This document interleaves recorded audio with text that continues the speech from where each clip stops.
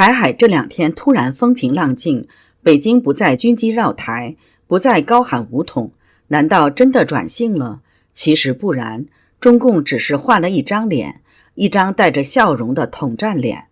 马英九带着台湾青年现身厦门，与三朝国师王沪宁握手言欢，喊出和与和。网红馆长陈之汉则惊呼上海厕所太干净，城市太有秩序，仿佛中国已经超越台湾。这是中共换了打法，还是重新铺陈吞并剧本？从马英九到馆长，中共正在上演一场精心安排的笑脸攻势，但在台湾学者眼中，这一切只是表演，而演给谁看？又为何此时上演？背后才是真正值得警惕的地方。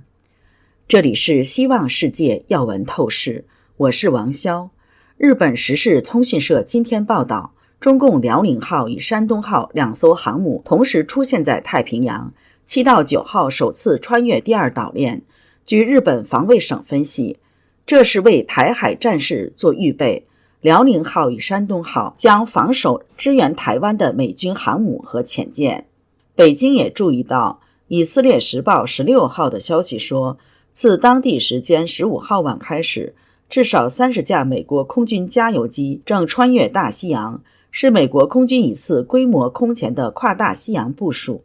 这时的台湾却显得平静起来，剑拔弩张的气氛不见了，而中南海的统一部署并没有停下来，只是换了一个方式。国民党前主席马英九昨天领着一班台湾青年，在福建厦门参加了海峡论坛大会。在论坛举行前，和中共政协主席王沪宁见了面，说台湾民众渴望两岸朝向和与和的方向。王沪宁赞许马英九的民族情怀，认同两岸都是中国人，坚持9·2共识，反对台独，持续为国家统一、民族复兴努力。另一边，台陆委会对马英九在与中共人士会面，在中共对台统战的海峡论坛呼应一中原则的9·2共识政治主张与统战操作深表遗憾。这几天，台湾网红馆长陈之汉参访上海，满是惊喜赞叹，什么厕所干净了，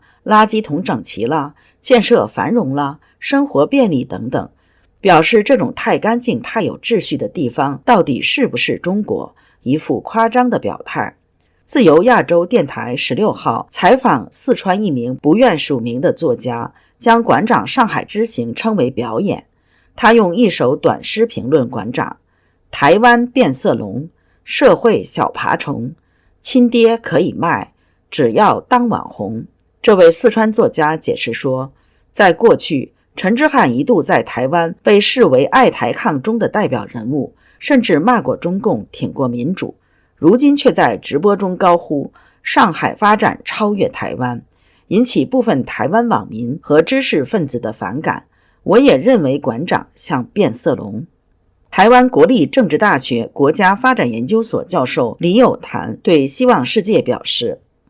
首先这2个都是台湾的边缘人他们不是台湾的主流人物，某种程度像小丑一样。馆长他根本出言不逊这是一个很没有格调的人他被中共找过去，因为中共他看到他网红，其实那个网红本身只是一个内卷型的那一群人在治他。如果说中共把他当作统战样板，以他这次去中国大陆所做的这种安排，还有他讲的话，当他回来以后马上说要反对大罢免，台湾人民认为说，如果他代表红蓝白，也就是共产党结合国民党加上民众党的结合，要来反对大罢免，台湾人乐观其成，因为他会带来负面效应，它只会使得罢免更加成功而已。所以中共的统战他根本找不到对象，也就是他常常用的方式根本不符合台湾的民意这第一个我对馆长的评价。第二个，我对马英九的评价，他自己就已经违背了他自己当总统的时候已经制定一个政策，就是中央政府官员不准参加海峡两岸论坛，因为他已经知道海峡两岸论坛就是中共对台湾的统战。那他现在卸任以后，以现任总统之尊跑去中国大陆讲和跟和，这个集权专制中共他怎么可能会让你用和跟和呢？他的和跟和就是要吃掉并吞台湾，中共已经早就设定它的对台政策，2005年制定的反分类法已经规定，如果看不到统一的可能，它也要用武力对付台湾。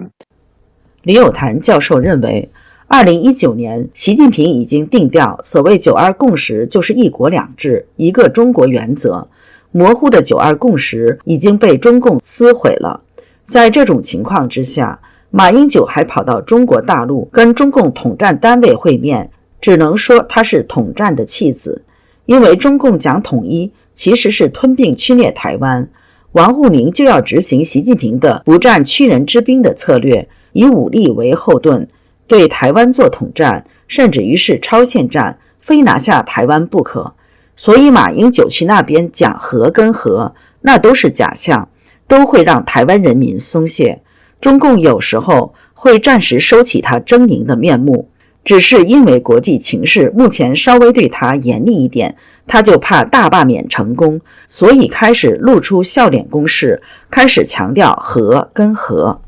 李有谭教授观察到，这几天中共连军机扰台暂时都停止了，这就是中共两面手法。当他操弄台湾的立法院中国民党、民众党立委，利用他们的多数席位来毁宪乱政进行破坏时，台湾人民大觉醒，掀起了大罢免案。目前31位国民党立委面临被台湾人民罢免，一旦有6、7人被罢免，赖清德的民进党在立法院就成为多数党，中共利用立法院破坏台湾的计谋就无法得逞。中共马上改一个笑脸攻势，要松懈台湾人民的戒心。马英九去大陆配合中共笑脸攻势。新台湾国策智库两岸关系组咨询委员、国立中央大学客家语文暨社会科学系兼任副教授曾建元对希望世界说，馆长在台湾的网红当中并不是以内容知识见长，而是他在他的这个节目当中骂脏话，他的观众呢大部分就看他骂人就觉得很爽，所以他的节目娱乐效果非常的强。馆长他的本名叫陈之汉嘛，他这一次到大陆访问回来呢，有一个新的绰号，有人叫他陈痴汉，白痴的痴陈痴汉，就是说不太有知识也不太有常识，对于那个中国大陆的这几十年的发展呢，历史他所知不多，到大陆去呢，你可以看到他的这个反应感觉上就是有一个世纪的落差，当然就是一个喜剧或者一个闹剧。